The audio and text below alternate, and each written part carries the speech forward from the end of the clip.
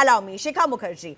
Let's just get back to this because, you know, whether it be the elections, whether it be post the elections, it's not just about infiltrators, it's also about the demographic change and the whole narrative around it. Now you've had a panel that has been set up which will look into infiltrator connect to the demographic change and will also look at the other reasons for unnatural demographic change.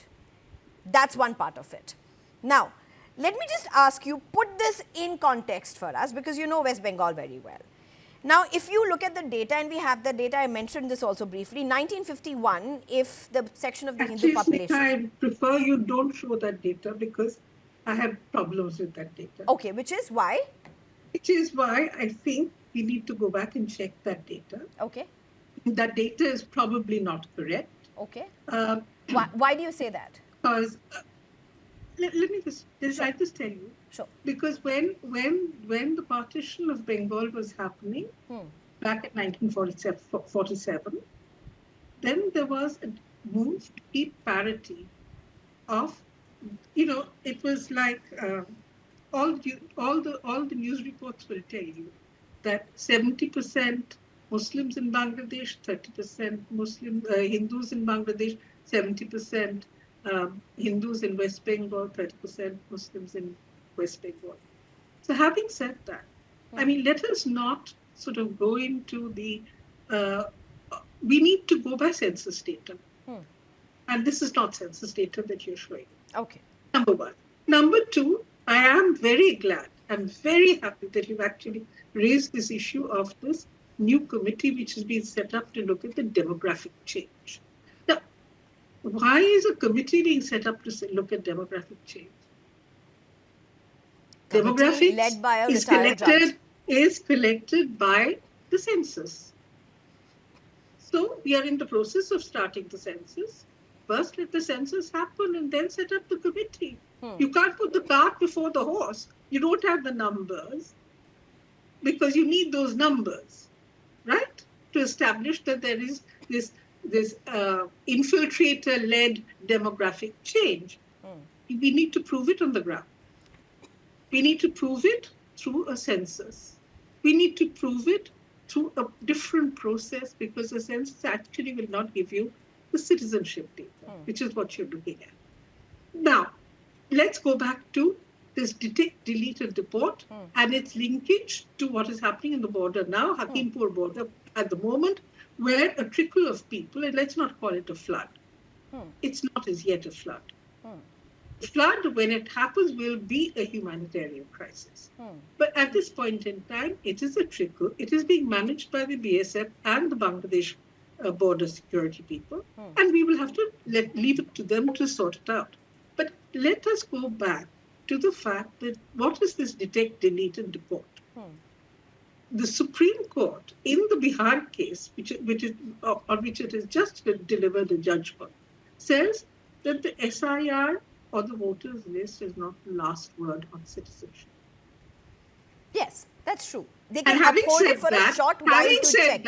Having said that, the whole basis of this detect, delete, and deport, which is not Shubhendu's invention. It is Mr. Amit Shah's declaration on the floor of Parliament in December 2025.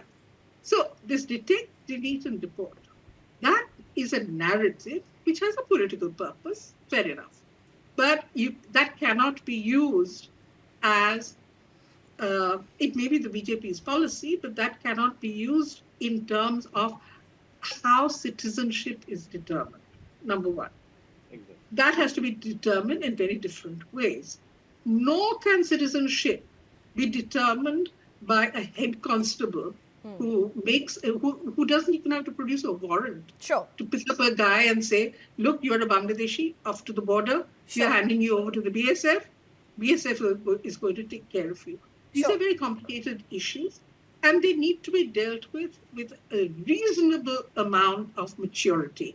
This hallabaji, bhago, jao business is not the right way to deal with it, if I may say so. Because people's lives, people's identities, people's whole social fabric Okay. Their existence Okay. is being challenged. Okay. Having said that, let me just add a point. Yes, these people are getting a free ride, and I'm so delighted that they're getting a free ride because as the reports have come in of who these people are sitting on the border, they've been saying how they had to pay middlemen in order to come into India, and they did it for economic reasons. Very understandable too. If there is a market for this labor will move into that market. It's one of the basics of economics. Right. So if they are getting a free ride across the border, it's very good for them. The only thing is, it raises a very fundamental question. If they paid middlemen to come across the border at some point in time,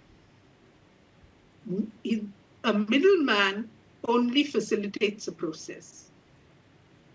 Who were the people at the two ends who were party to enabling them to move? Let me just get in without being caught. Okay, let me just get in. I think that raises a fundamental question, which the border fencing issue will hopefully sort out. Okay, Pratap Ranjan Bose, do you want to come in? I saw your hands raised in between as well. Do you want to come into what Ms. Shikha Mukherjee has said? She's questioned the data for not being a census data, but do you have a context to see this as well? Let me quickly just give a nod to Shikhadi in particular. But if you don't take 1951, don't take 1971 data, 20%. The jump had taken place between 1981 and 2001, when the 5 percentage point jump had taken place. So for long it was being covered. The TFR was used as a cover. But I am very glad that the Union government has formed this commission to check this demographic change issue, because that is no more a cover now with SIR, and the number is not a tickle. In SIR, we saw a couple of thousands thronging to the border. There were 2,500 were pushed back. Now we are seeing at least 2,000. In my understanding, we can just see 10,000, which is not a tickle. And then we don't know, many more have slipped through. Okay, so quietly. So that put together, it's not a trickle. Second is about illegal immigration. Please don't, So you are saying, unlike what Ms. Shikha Mukherjee believes, the fleeing that's happening right now is not a trickle. Not at all. Not at all. Not at all. And it is saving us a lot of problems. Is it a flood? 10,000 is not small. It is happening just 2 months. But is it a flood? I'm asking you, is it a flood? I'm not saying flood. I didn't use the word flood. Whosoever used, you challenged my trickle, so I'm asking but you. But I said it's not a trickle. That people are thronging at the border. What if it's not a trickle and it's not a flood? Then what is it? See, I'm not here into discussing we are not into English class. We are discussing a serious issue about illegal immigration. All right. I think let Mr. Pratham make his point. Sure, go ahead. Make your point, Mr. Pratham. I just want to make a point here. The illegal immigration issue, if you undermine it, please remember, it put Assam on the boil. And it is the huge political thing has taken place over Assam, not today. So is this since the 1950s, 1960s, they were fighting against illegal immigration. And in West Bengal, it is voters' demand.